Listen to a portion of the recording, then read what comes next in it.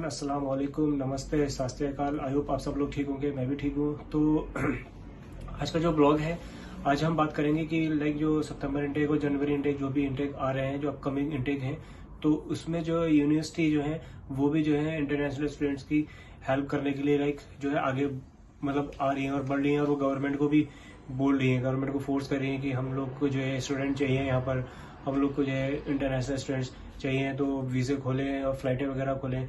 तो आज हम जो है उसी पे बात करेंगे। तो चलिए फिर वीडियो को स्टार्ट करते हैं। वीडियो को स्टार्ट करने से पहले अगर आप मेरे चैनल को फर्स्ट टाइम देख रहे हैं तो मेरे चैनल को सब्सक्राइब कीजिए, वीडियो को लाइक कीजिए और ज़्यादा से ज़्यादा शेयर कीजिए। तो आज जो बात करने वाले हैं, आज वो बात करने वाले हैं कि कुछ जो अच्छी न्यूज़ है इंटरनेशनल स्टूडेंट्स के लिए, वो ये है कि जो कुछ जो यूनिवर्सिटी है, यूनिवर्सिटी ऑफ ईस्ट लंदन है, यूनिवर्सिटी ऑफ वेस्ट लंदन है, और एक दो यूनिवर्सिटी जो है उन्होंने जो है वो प्लानिंग कर रही है, जो कि जिनके सितंबर में स्टूडेंट आने वाले हैं।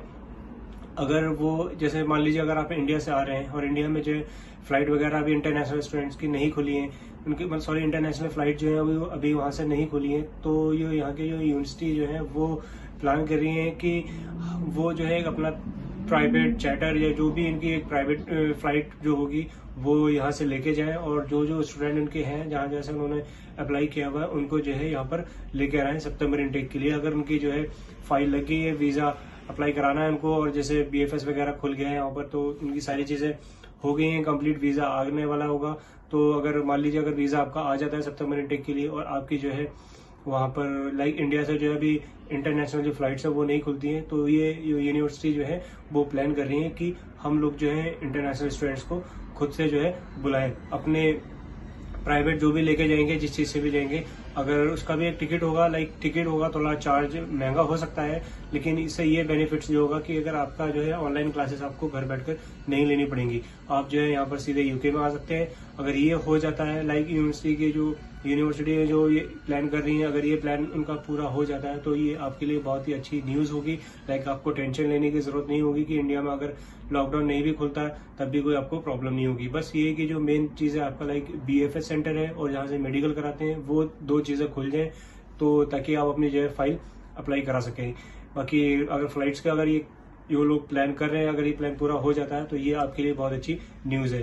बाकी दूसरी ये है कि अगर सितंबर इंटेक या जनवरी इंटेक के लिए जो आइल्स है उसकी रिक्वायरमेंट क्या है, या बिना आइल्स के जो है आप लोग जो है अप्लाई कर सकते हैं या नहीं, ये जो है आपका डिपेंड करता है। It is depend on university to university की कौन सी यूनिवर्सिटी जो है वो आइल्स मांग रही है, और कौन सी जो है वो आपको इंग्लिश के नंबर पर दे रही है। कुछ जो है वो आपका एक बोर्ड भी देखती है कि आपका जो है कौन से बोर्ड से आपने 12th किया है, CBSE से किया है, ICIC से किया है, या फिर आपने जो उत्तराखंड बोर्ड वगैरह होते हैं जो उनसे किया है, या और भी जो भी बोर्ड होते हैं उनसे किया है। वो मार्क्स जो हैं उन पर डिपेंड करते हैं आपके कि वो आपने कौन से बोर्ड से किया है और आपके इंग्लिश में कितने मार्क्स हैं। अगर आपके इंग्लिश में 60+ मार्क्स हैं तो मे बी जो कुछ अच्छी रैंकिंग की जो यूनिवर्सिटी है वो भी आपको जो है ऑफर दे रही हैं, और वो लोग भी जो है अप्लाई करने के लिए परमिशन दे रहे हैं कि आप जो है बिना आइल्स के भी आप अपना सितंबर इंटेक के लिए जो है अप्लाई कर सकते हैं। तो अभी बाकी गवर्नमेंट की तरफ से कोई ऐसा पर्टिकुलर नहीं आया है कि उन्होंने आइल्स मांगा ही मांगा है। ये गवर्नमेंट ने जो बोला है वो आइल्स रिक्वायरमेंट जो टोटली डिपेंड कर दी है वो कर दी है उन्होंने यूनिवर्सिटी के ऊपर कि अगर यूनिवर्सिटी आपसे मांगती है तो ठीक है, अगर नहीं मांगती तो भी कोई प्रॉब्लम नहीं है। वो उससे जो है होम ऑफिस या गवर्नमेंट का उससे कोई सीन नहीं है, वो जो है आपकी यूनिवर्सिटी पे डिपेंड करता है कि आपकी यूनिवर्सिटी जो है आपको बिना आइल्स के अलाउ करती है या नहीं करती है।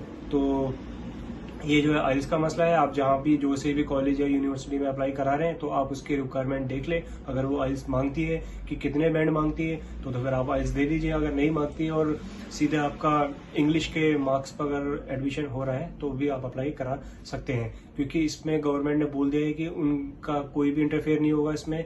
वो जो है सीधे यूनिवर्सिटी पर डिपेंड होगा कि वो लोग जो है आपको आइल्स मांग रही है या नहीं मांग रही है। बाकी जो होम ऑफिस या इमिग्रेशन जो देखती है वो आपकी देखती है एकेडमिक्स, कि आपके एकेडमिक्स ओरिजिनल होने चाहिए, आपके जो फंड्स हैं वो ओरिजिनल होने चाहिए, बस यहाँ पर देखते हैं। और बाकी अगर इन केस अगर कोई इंटरव्यू हो जाता है आपका एयरपोर्ट पे, वो लोग वो चेक करते हैं। बाकी सारा काम जो है वो पूरा प्रॉपर एक यूनिवर्सिटी जो है अपने तरीके से प्रॉपर करती है, ताकि उनको भी कोई प्रॉब्लम ना हो अगर उनका कोई केस फंसता है इमिग्रेशन के पास, तो ताकि वीज़ा जो ऑफर करती है वो इमिग्रेशन ही यहाँ से ऑफर करती है। तो अगर उनके पास जैसी जितनी अच्छी फाइल जाएगी उतनी ही जल्दी जो है वो वीज़ा जो है आपको दे देती है। तो ये वीज़ा जो है ज़्यादातर यूनिवर्सिटी और होम ऑफिस पे भी रहता है, दोनों पे, लेकिन जो बेसिक जो सारी चीज़ें होती हैं वो एक यूनिवर्सिटी ही पूरी करके होम ऑफिस तक अच्छे से एक फाइल बनाकर वो देती है।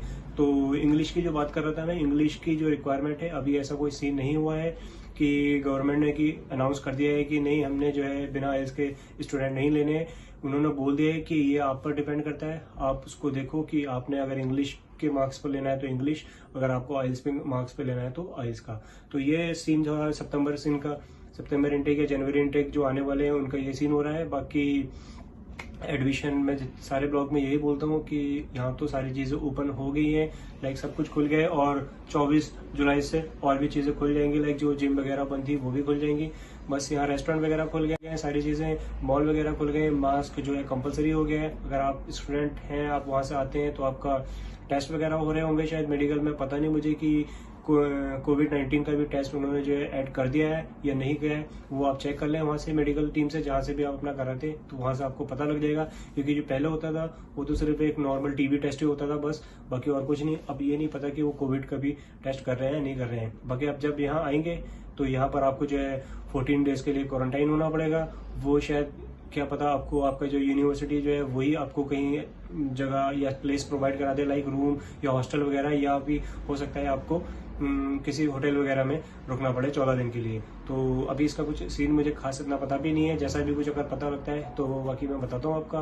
बाकी यही चीज़ें जो बतानी थी मैंने कि जो गवर्नमेंट ने जो है वो यूनिवर्सिटी के ऊपर ही कर दिया है कि आपने आइल्स लेना है या इंग्लिश के मार्क्स पे देनी है। बाकी ये लोग प्लान कर रहे हैं कि अगर जिन स्टूडेंट के सितंबर में वीज़ा आएंगे, अगर वहाँ इंडिया से फ्लाइटें नहीं खुलती हैं तो ये लोग प्लान कर रहे हैं कि हम कुछ अपना प्राइवेट लेके जाएं और वहाँ से स्टूडेंट्स को लेकर यहाँ पर आएँ, ताकि इनको जो है ऑनलाइन क्लासेस ना लेनी पड़े, सीधे ऑन कैंपस ही आके अपनी क्लासेस लेने पड़े और उनका टाइम भी वेस्ट ना हो। तो इस ब्लॉग में इतना ही बताना था।